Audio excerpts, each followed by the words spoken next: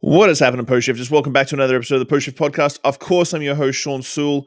Today, I've got a very special guest. Well, every week is a special guest. I always say this. My intros are always very redundant, I think, at the very end of the day. I've got a very, very special guest. I got Massimo Zitti from Toronto's Mother. I'm really looking forward to this conversation because for the young bartenders out there, I think you guys are going to get a lot of value out of this one because it shows the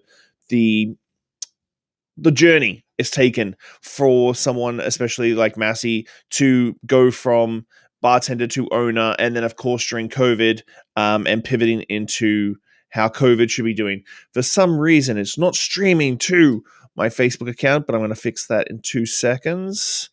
Let's have a look here. I love technical difficulties at 7 a.m. on a Friday morning.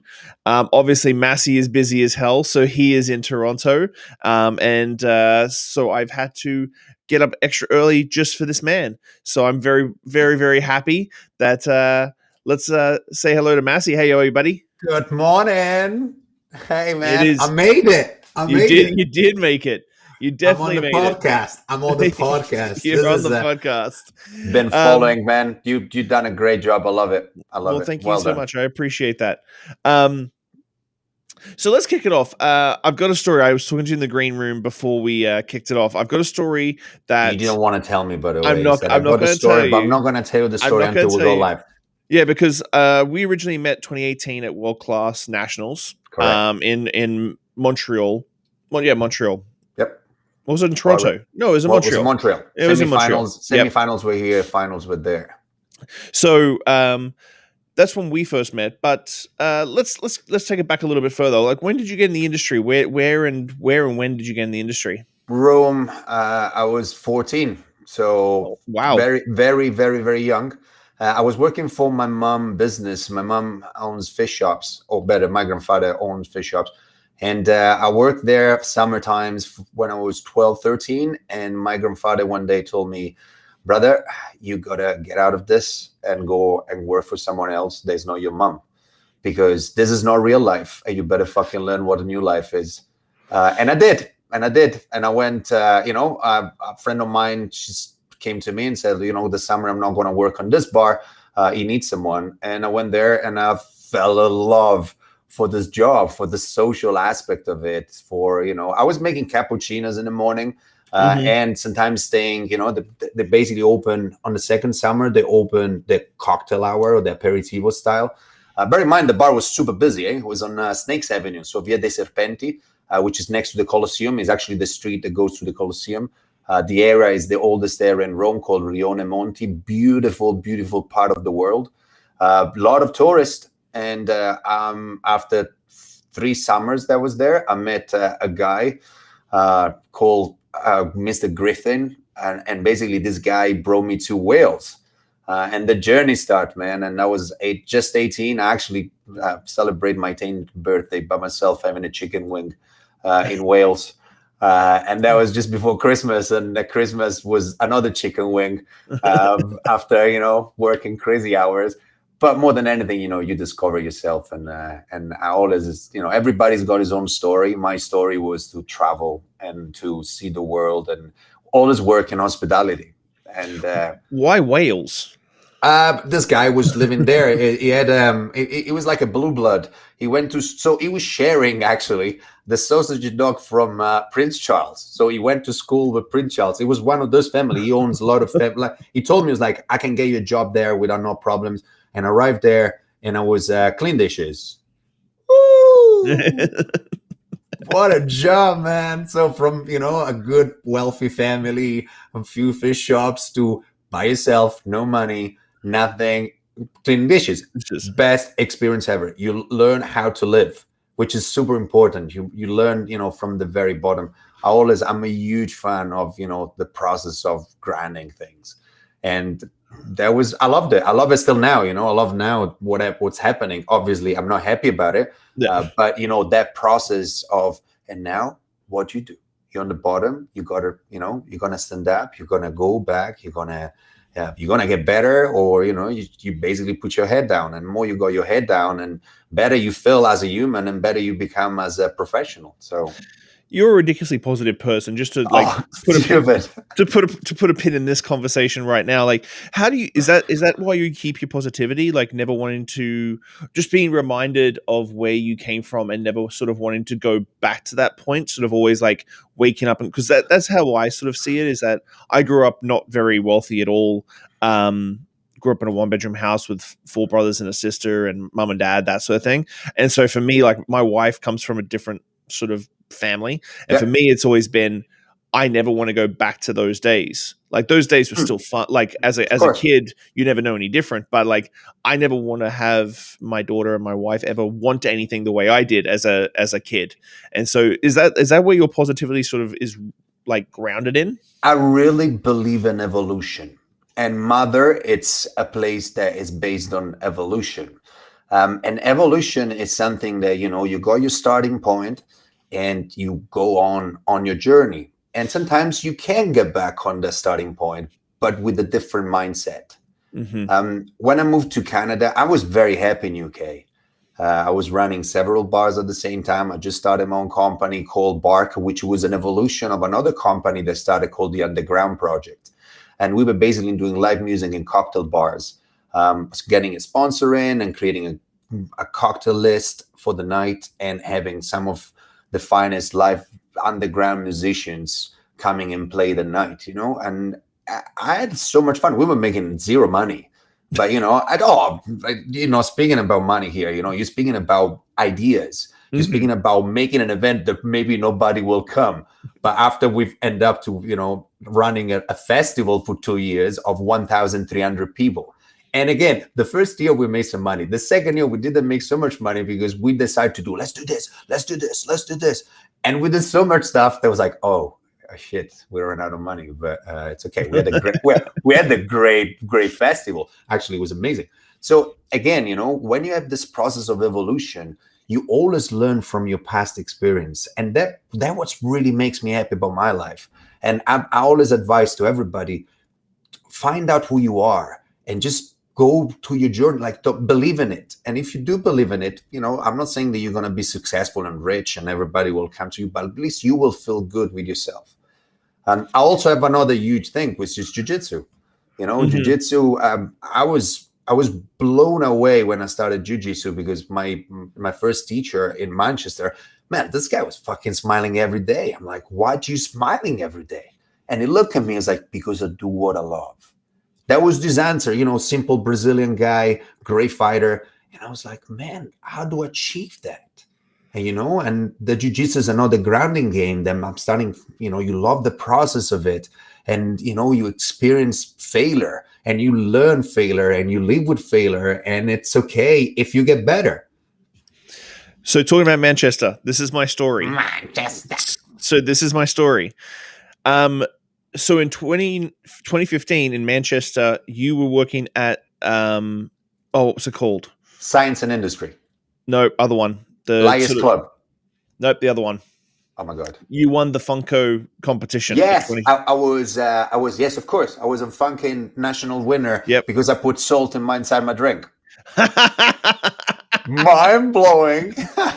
So I was in Manchester in 2015 in November. Shut up. And I went and saw Jamie Jones. Yes. Okay. And he was doing a cocktail competition. What was Jamie's bar?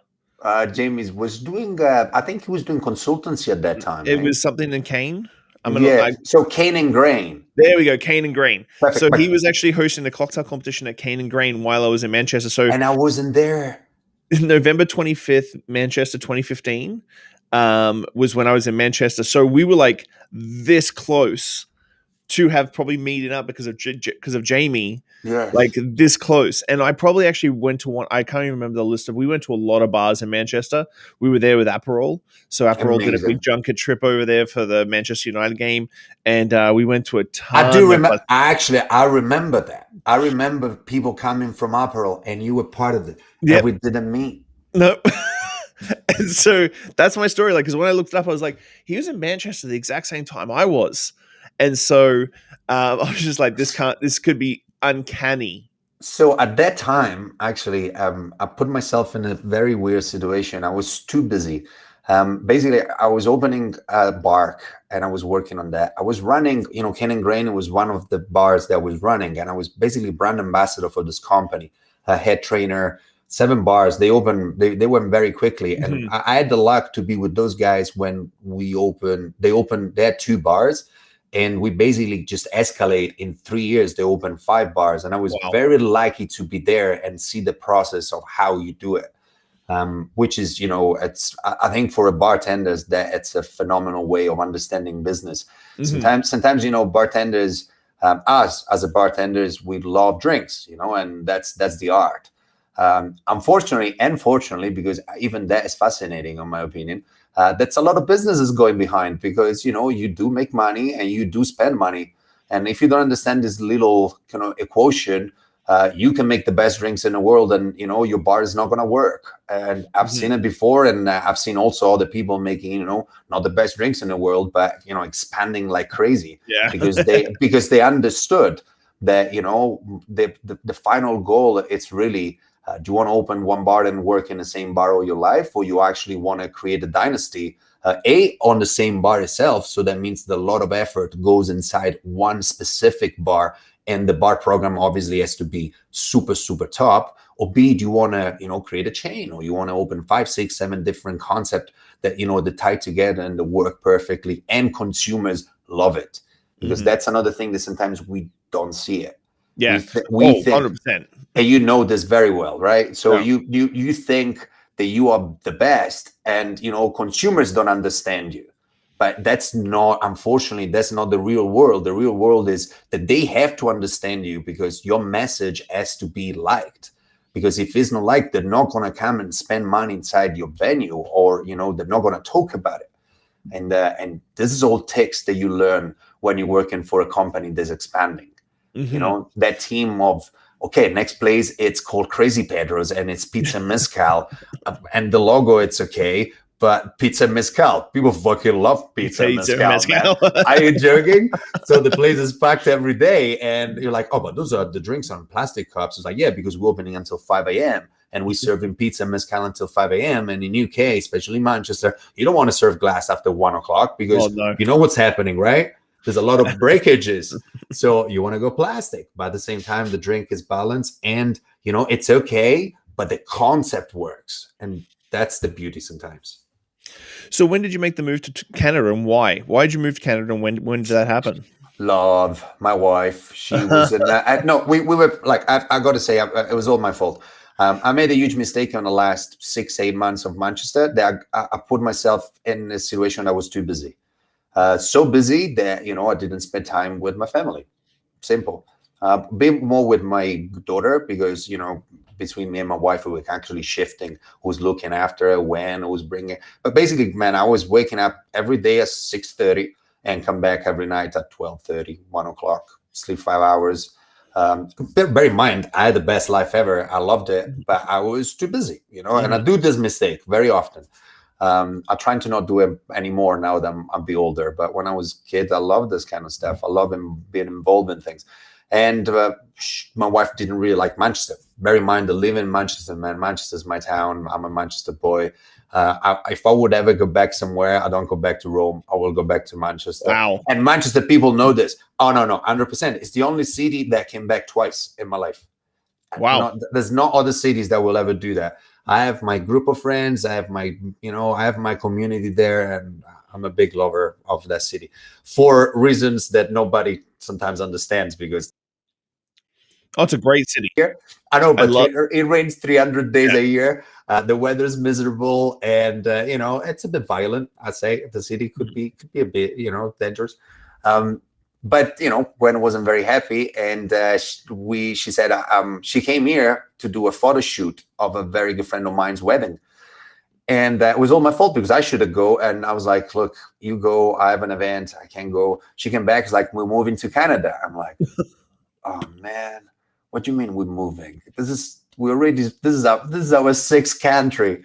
Like, that's it. I'm 31 years old. I have a family. I want to be established and buy a house and have this little thing that people have, and they love it. And instead, no, instead, we came here for the summer, and I was like, look, I don't want to move.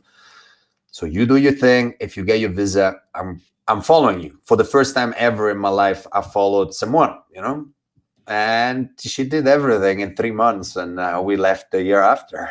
and and it was amazing. Like, man, Toronto's a great city. It's Canada is a good country to live. When you live in different countries, you see very different economies, and you understand the social structure of it. And I feel lucky that I'm in Canada during this period, because if I was in Rome, maybe I wouldn't have my bar, or B, probably screwed by the government, as normally happen. And have a lot of other problems that here I don't. So when you came to Canada, where was the first couple of places that you worked? Dilo, immediately. I moved as a bar manager there. So I moved as a bar manager, not even knowing the shape and form of the dollars. And it was good. Was good. I have to say that was coming from collaborations with the guys from Gabriele, for instance, from Oriole and Niger. Marian Bake. I've done a few things with the guy, and that's one of my biggest inspiration in this company, in this life, actually, I've got to say. It's an amazing, amazing bartender. Is an amazing, amazing person, in my opinion.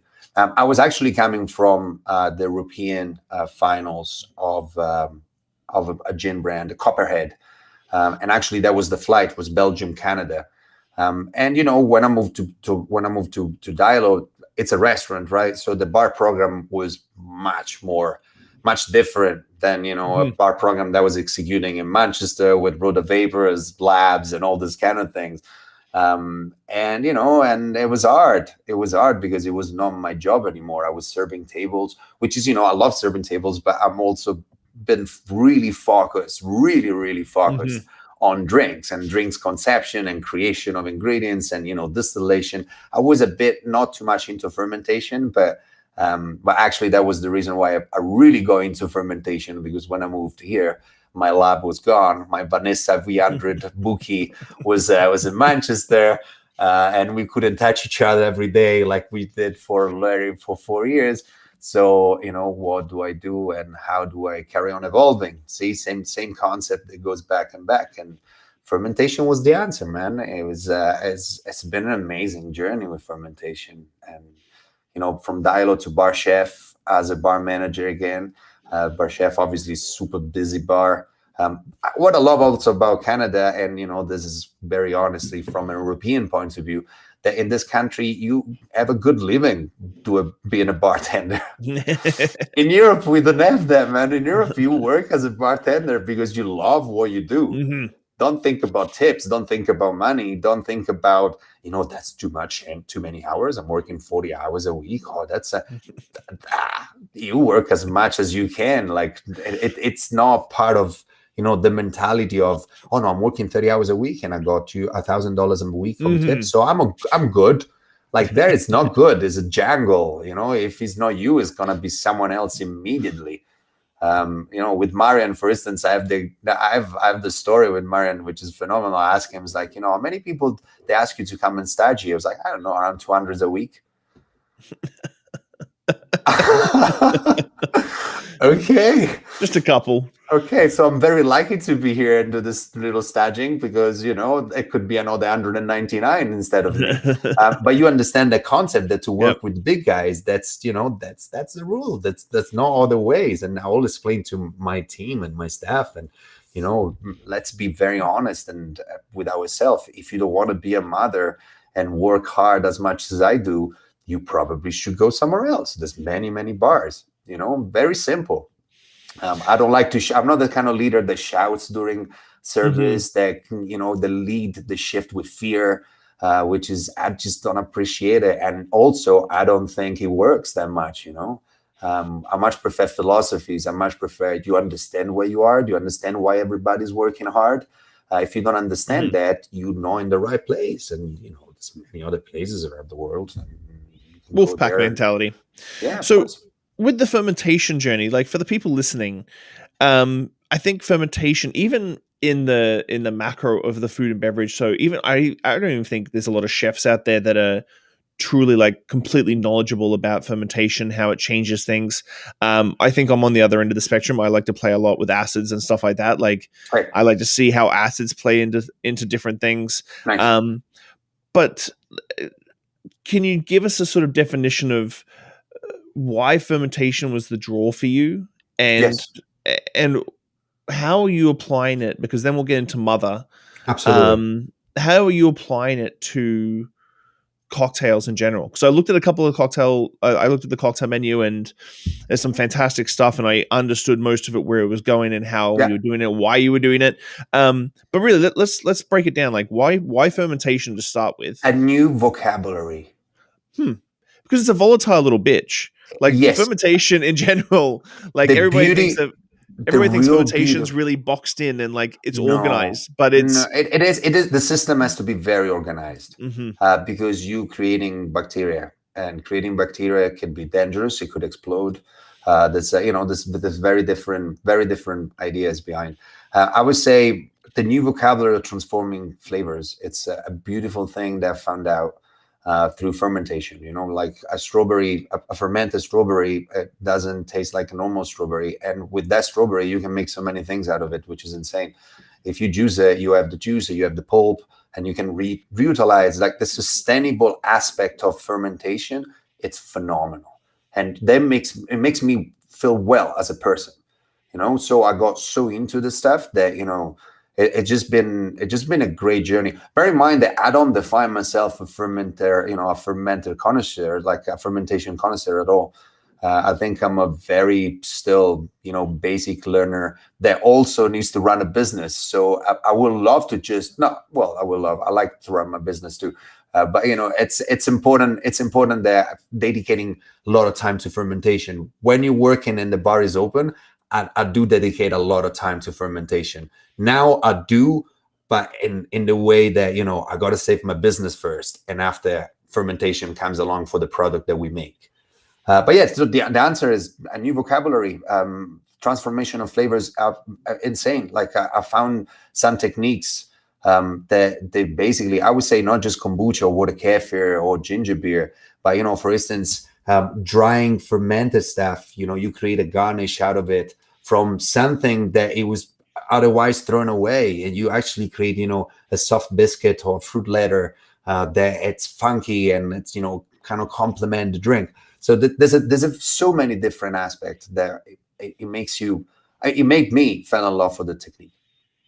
And so that was the basis. Did you go into when did the concept of Mother sort of come to be, like, and has it evolved since the first time you thought about it? Obviously most bartenders in life, we all go, I want to open a bar. Like that's always, like, usually by the time you hit 30, 32, 33, that's you need it, you're going to open a bar, especially if you work there for 20 years and like, okay, I need to yeah, do it, or I change my job. Yeah.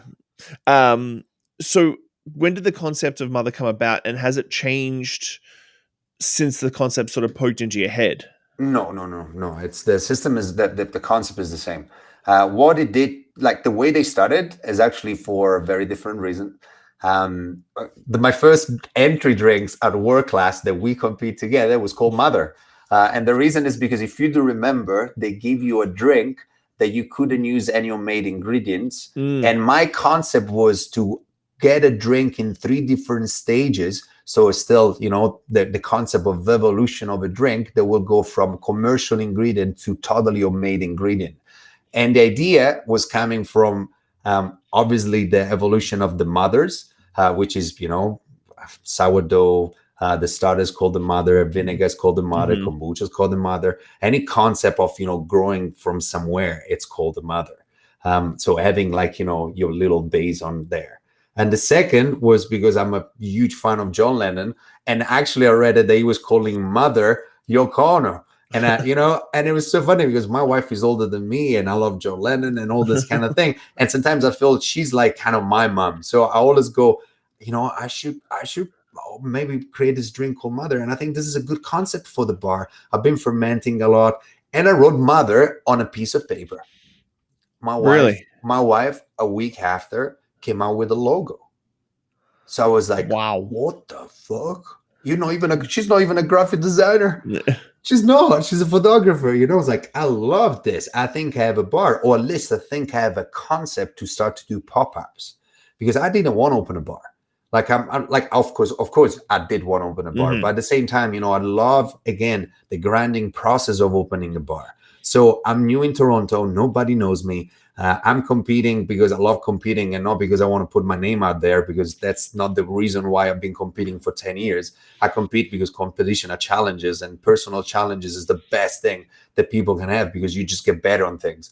And, you know, I had this basically concept of a fermentation based pop-up with drinks that, you know, in Toronto I didn't see those kind of drinks. I've saw them in many other countries like UK, Taiwan, Singapore. They were already, you know, really into this roots, starting from the very bottom and using, you know, surrounding elements to make drinks. And I thought that we could have a chance. So whenever I start to find, look, I was looking for investors, and I've been in a situation that I was speaking with a young kid, Asian or no Asian, you know, 19 years old, asking the money to his father, and he didn't speak a word of English. So me with my accent and this guy that didn't speak a word of English trying to, you know, get in a business meeting, it was hilarious. Until I found, you know, Austin, which is my business partner, my current business partner. And it was amazing because he's coming from coffee. He wants to invest in coffee shops. And obviously I drink coffee to stay awake. Alive. And it's a very different way to enjoying coffee. And he gets, sometimes, you know, coffee nerds, sometimes they go very upset with me because I just shit my coffee, and they would go, "What do you mean? That was cacao." And that's like, bro, come on. You're Italian. That's I'm the Italian. way. That's the You way. understand? Like, you want to change my nature of drinking 3 coffees a day in 35 seconds? It's impossible. As much as you love coffee, I need coffee. So the little story goes there. I go inside this the meeting point, which was actually a coffee shop, and Austin was like, "No, you know, I would like to open a coffee shop." And bear in mind, that was my like 30th person that I met to invest. You know, I wanted $15,000. That's all I needed. I had some money saved, but I didn't want to use my saving.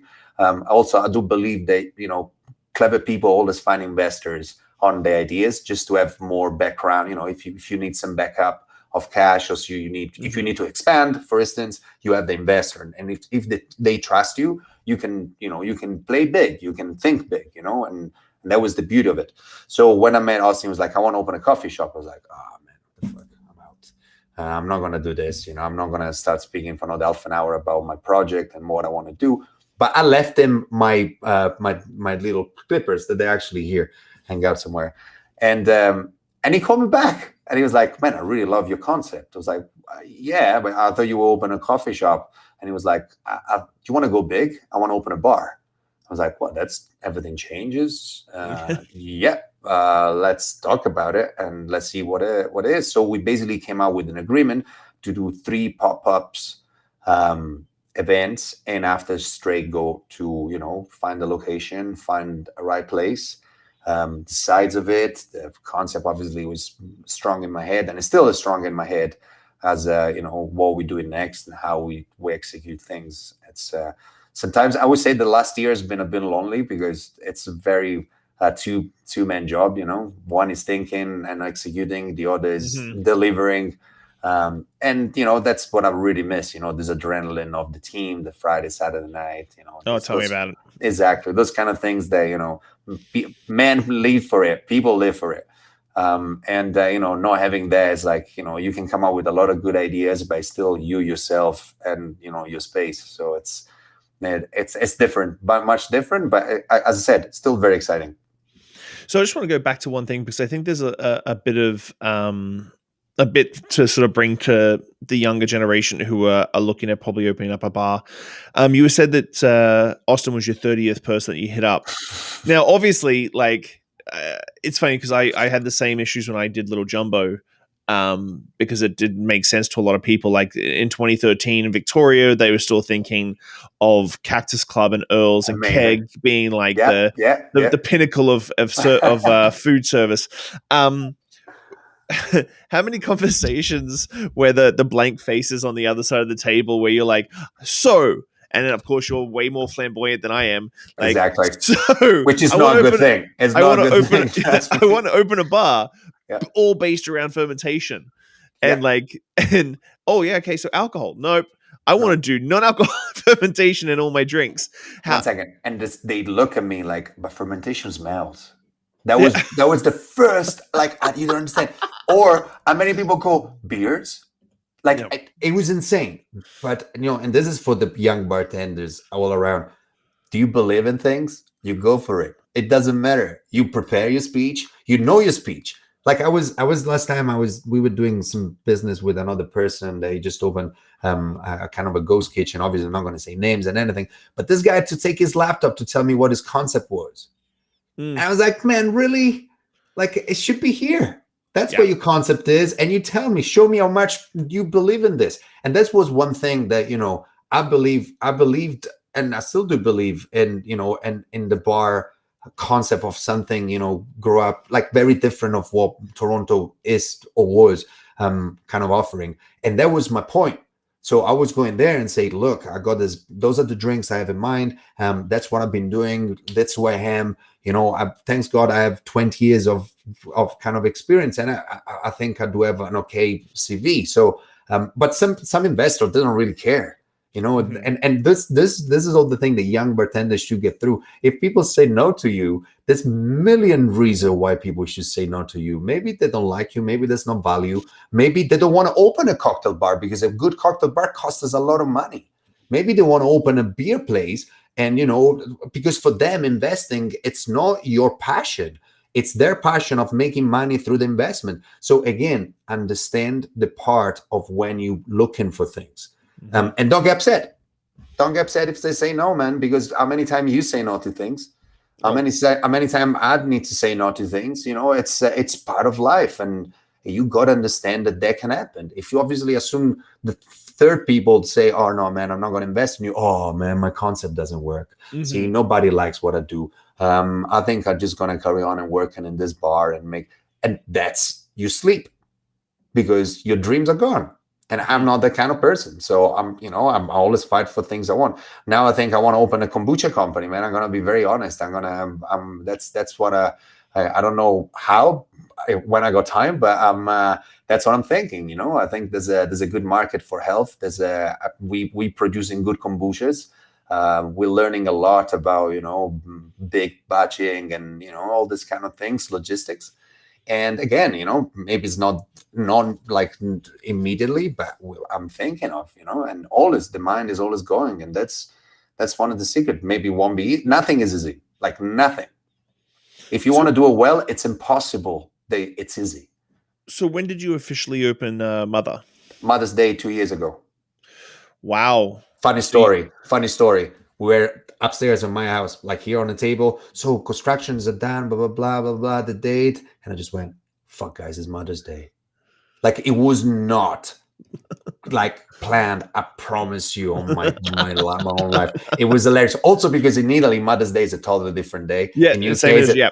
So we don't have the same Mother's Day. So I will never know when my second Canadian Mother's Day would be. It's impossible. And it was so funny, man, because it was like, oh, this is gonna happen, and it's gonna happen good. And and that's another little reflection. We opened, and man, we were busy since week one. I've seen it twice in my life in bars that run, and I feel so lucky because of that, because it means that, a lot of people actually liked us, first and foremost, and probably still do, hopefully still do.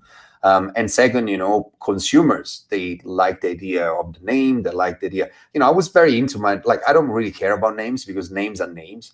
I'm a huge fan of the Beatles, and that's the worst name that you can give to a band. But it's the big, now when you talk about the Beatles, you don't think about the animal anymore. You think about the band, right? So when we said, it's like, should I call my bar Mother? That's so boring. But at the same time, if there's a philosophy behind, when people take a sit, it's like, why did you call Mother? And I go, because it's actually the base of fermentation. It's the mother. And they go, oh, mate, so they actually accept the name, even if it's so simple, because there's a story, a true, real story behind. Because when we do branding jobs for restaurants and stuff, I sit down with restaurants like and bars and distilleries and stuff. They overthink what their name should be, and you're like, okay, so let me like when people say McDonald's, in your head you think about the fast food restaurant, but McDonald's as a name should be an Irish pub. Exactly. Like McDonald's should be an Irish pub. It shouldn't be a fast food chain, but it's named after the brothers who started it. Makes sense then. So you kick off and you had some huge success straight off the hop. And I do agree with you. Like the consumer validation is a good word for it. Consumer validation is always a good thing because even though we can be super passionate about our concept and we've worked really hard and all that sort of stuff, there's always like that a little niggly thing in the back of your head. It's like, oh, have I done the right thing? Of course, But I got another total answer on this. How do you build that relationship with your consumer? How's your service? Is your service good? Are you smiling when you're serving? Are you happy to be in that space? Because they know that. Like when you call someone for customer service and someone is answering you with a smile and is very positive and will sort out your problems, you go, oh man, that was good.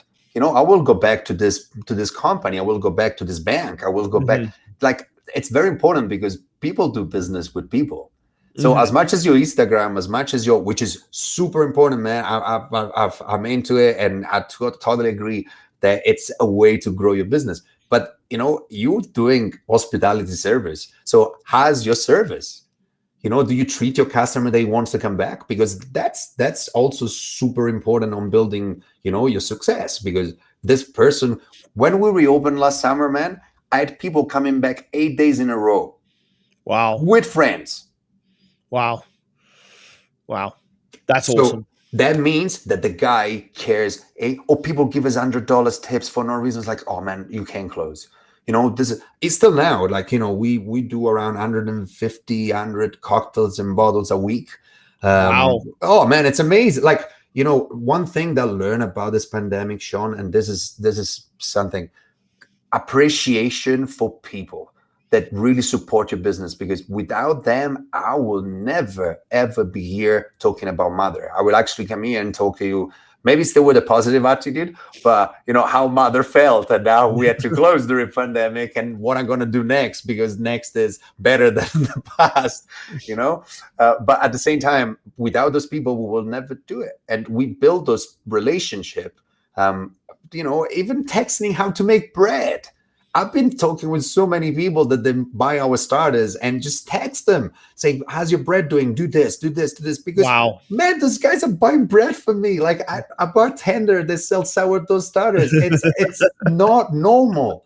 So if this is not normal, I can't be normal and say, I'm a bar owner and, we're going to expand in this and open that. No.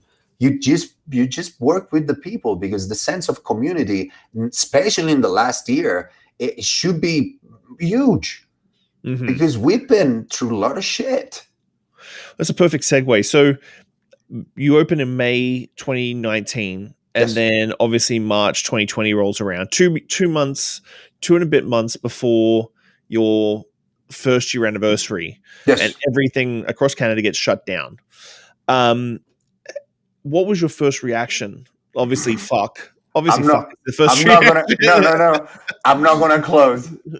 Was that? Yeah, I was like, no, Austin, we're not gonna close, man. I'm not gonna let this happen. No worries.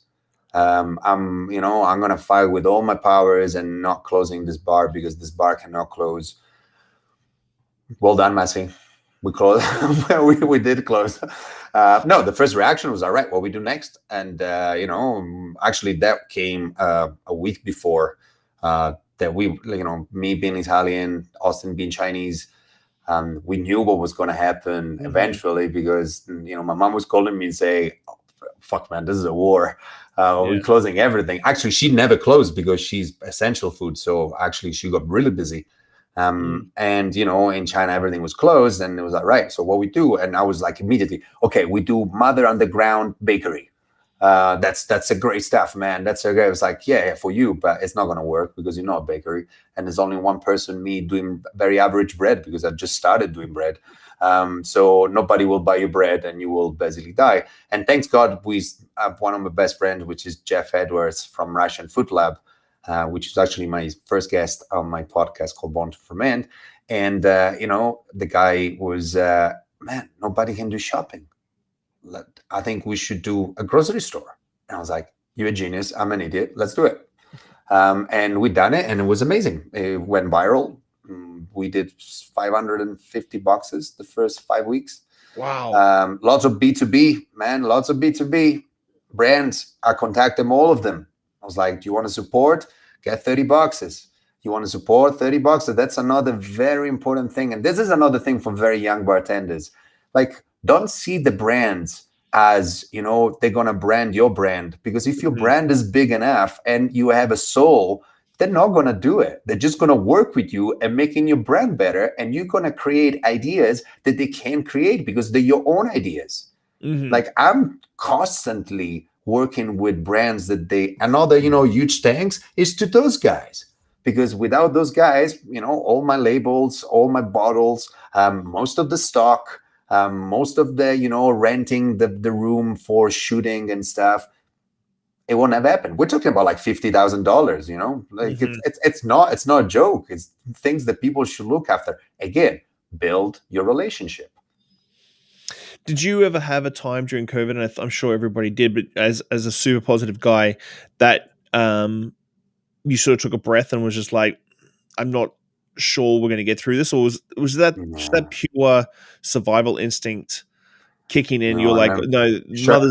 I never think that, Shawn. And even I'd tell you, even if Mother closed, my heart will be broken, but something else will happen. What I get really pissed off is like, what happened. I don't know if it happened there, but you live, but here, they open and after they close. And now, for instance, in June, they're going to do works on Queen Street and we can't put the patio. Can you believe this? Oh. Like, this is nasty, man. This is this is nasty. So I get really pissed off about this stuff. I believe I'm kind of a fair person. And when I see fairness being touched, really piss me off. But I get angry. I got my hour and I just shout and I want to be by myself. And after I go back, I was like, all right, cool. So this is going to happen. What we do? The answer is, virtual classes. Perfect. What's the market on virtual classes? Crazy. Oh, man, amazing. So let's start to do some videos. Let's start calling people, friends with companies, small, big, large, anybody. And, you find customers.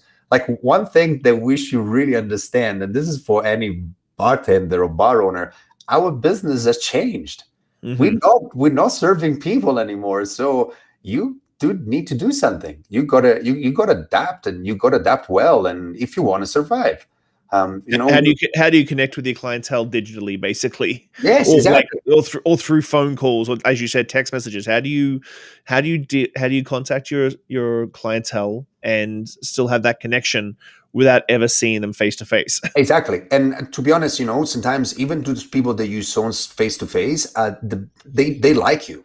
They know you, that your brand is good. You know that your drinks are good. So they can introduce you to other people. We've done the National Theater of Cosmic Design, which is basically a designer company that provide artwork for the National Theater. And, it was 145 people, masterclass that's split in 3 different sessions. I just finished a phone call now before, that's why I was 2 minutes late, for another 45 people. We have 75 next Wednesday. It's crazy. Wow. There is a market.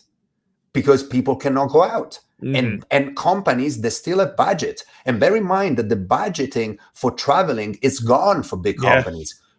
Why bar owners don't understand that? Like, this is where you go and grinding and you're listening and, you listen to the right podcasts, you listen to the right, like some podcasts that I listen, it's, it's actually not very bartending focused, but it's, branding and global marketing. Because global marketing makes you understand that there's actually some companies still making a lot of good business out there. So, oh my God, my bar is closed and, there's no business and we're all going to die. No, there's maybe some good answers there that, change it, try it. Obviously, do your cost. Brands, that's where the brands comes in, right? You can put $400 for a video. Maybe someone else can. That's the relationship, but they know that your drink is going to be good, that your execution is going to be good, that you're going to work, for that project, you're going to work as much. there's no a time limit. Oh, I've done 10 hours a year, I've done 15 hours. It doesn't matter. Like, you want to do a gift box. You had one of my favorite, Evelyn Chick, on your podcast, and man, she's one of my favorite. That's it. What she's done, it's phenomenal. And I think she was a great, like, she's always been great, but she showed that one person can actually make more money than the company she was working for making cocktails. It's not amazing. That's amazing, man. As a personal individual, they show you, those are the example that we should follow. So you started. I don't want to take up too much of your time, but you started your podcast. What episode are you on for Born to Ferment? Yes. How many I'm episodes on have you done now? I'm the fifth. Fifth episode. Very young, as a young baby. Are you enjoying it? That's amazing. It's I'm connecting with people, talking about something that has been constantly part of my life, and I'm learning so much, man. On next Monday, I got Fermentalista. This guy is called Mr. Fabio Sasso. He's got a book about fermenting. He contacted me. I'm a huge fan of this guy. So I'm, on Instagram, I'm following since like 2 years, 3 years. And he contacted me, can I be part of your podcast? I'm like, wow. Can you be part of my pod? Do you want to run my podcast? And I'm gonna be the guest talking about my bullshit that I normally do. That will be hilarious. And yes, so I got him, and little by little, I'm fully booked until the beginning of June. Wow, nice. And again, I can do it more than once a week because that's the time, and I can't give more than that. And so unfortunately, I can't. Or maybe in the future, the talking thing. I've always been a very social person, but I never like to bother people. Mm-hmm. So the kind of idea is that whenever you're selling what you really love, because selling or sharing what you love, you don't feel you're bothering people because maybe they have the same passion that you have. So there's this kind of beautiful connection that goes between one and the other. And I see, for instance, in this podcast, this kind of show was the example. We spend 53 minutes talking, and it feels like it's been 5. This is called pleasure of talking. Means that you're talking about something that you really believe in, and the time lapse kind of lost. So let's talk blue sky. Let's talk the next 12 months, 2 years, yes. Post COVID. With Mother and your sort of plans for the future, are you looking at creating a dynasty and opening a number of bars? Or yes, for sure. Can we expect Mother in Singapore in 2023? Wow, that's that would be amazing. I would say that for sure a Mother 360. Yes, I would like to open a bakery and a cocktail bar at the same space. With a wine shop involved in that. That's something that I really would like to do. I would say that very cleverly, I do believe that in the future we will see very different concept that it should integrate a takeout options. If they want, I think could be a huge business mistake. I've seen new bars opening and not having that kind of structure, and I do think could be very wrong. I see the future that John will wake up and say, "Good morning, Google. I would like a cocktail bar. I would like a cocktail from Mother and a piece of bread from Blackbird Bakery." And 10 minutes after you got in your door, I do really believe that's where we're going to. And that's, innovation-wise and, kind of human behaviors. At the same time, I do believe that people still want to go out and still want to be and feel alive. So yes, basically, if I would open another place, which is, to be honest, it was planned. See, it was very planned, but something happened in the world, and obviously it's not planned anymore. So, we gotta wait. Now it's waiting. The stock market is in style as well. If you see the stock market now, nobody's doing anything. I do agree with you. It is interesting. Like a lot of bars that sort of the first lockdown scrambled to do takeout and all that sort of stuff, and then the lockdown stopped and they stopped doing it. And that's everywhere. I think in Victoria we had the same thing. Restaurants were doing takeout and delivery, and then as soon as everything opened up, they stopped doing takeout and delivery. And then as soon as the lockdown happened again, it's just like, oh shit, now they're scrambling to do a takeout and delivery service. I'm like, this is a revenue stream. Consumer convenience has been sped up by like 2 to 5 years. Absolutely. And also you spend time building it. So, Mm-hmm. once you spend that time building it, it's built. Make sure that you're building it better. One thing that, for instance, we did after the second lockdown, I went crazy and studied marketing like crazy. I'm doing like 2-3 hours a day because I do another, like my job is different than Mm-hmm. before. So I got to learn how to do the different job, because if I don't learn, my company goes down. Simple. Second, we employed someone on a tech side to make sure that people can shop on our Mm-hmm. Shopify in a minute. Mm-hmm. Fast, track, quick, well explained. Obviously a lot of customer service with us through social network or emails. But this is the second job. How do Mm-hmm. you sell 100 bottles a week? That's how you do it. You got to build a very strong tech kind of market tech team. You need to make sure that people shop very easily. You need to make sure that people see your product and your product tastes good. But after that, even when we're going to reopen, why shall I stop there? Yeah. I spend $1,500 a month for this guy. So I invested $5,000 on this guy, which is doing a fantastic job. But at the same time, it's an investment. So Mm-hmm. why shall I just throw away my asset when it's still a website? There's still people can buy in Ontario, or yes, in Ontario. That's the bottles goes, because that's another rule of Canada that I can't sell it anywhere else.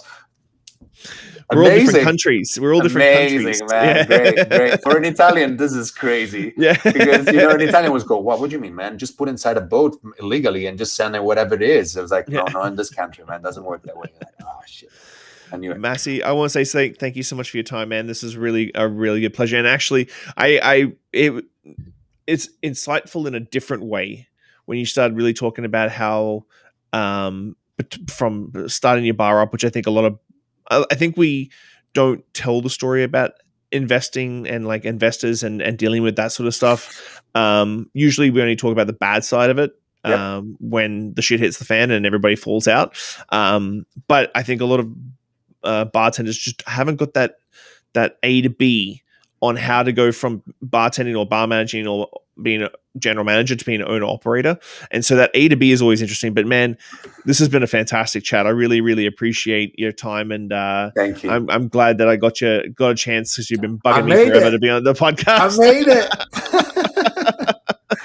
It was absolutely a pleasure, really. I know that you got a lot of stuff on the go today, so opening this weekend, man. Doing barbecue. It's called A74 Barbecue. We do 5 barbecue classic dishes, takeout cocktails. I have a bubble tea chiller machine coming on my way at 1 p.m.